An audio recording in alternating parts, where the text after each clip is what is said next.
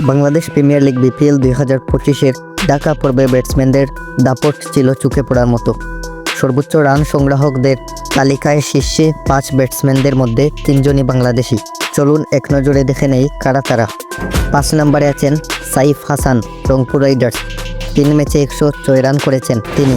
4 নম্বরে আছেন ইয়াসির আলী রাব্বি, দুর্বার রাজশাহীর হয়ে 3 ম্যাচে 132 রান সংগ্রহ করেছেন। তার ব্যাটিং দলের মিডল অর্ডারকে শক্তিশালী করেছে। 3 নম্বরে আছেন তিশার পেরেরা, ঢাকা ক্যাপিটালসের হয়ে 3 ম্যাচে 141 রান করেছেন। 2 নম্বরে আছেন উসমান খান, চিটাগাং কিংসের হয়ে 2 ম্যাচে তিনিও 141 রান সংগ্রহ করেছেন, যার মধ্যে একটি সেঞ্চুরিও রয়েছে।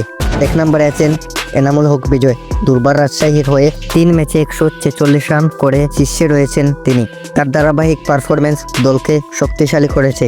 এই ব্যাটসম্যানদের অসাধারণ পারফরমেন্স বিপিএল 2025-এর ঢাকা পর্বকে রোমাঞ্চকর করে তুলেছে।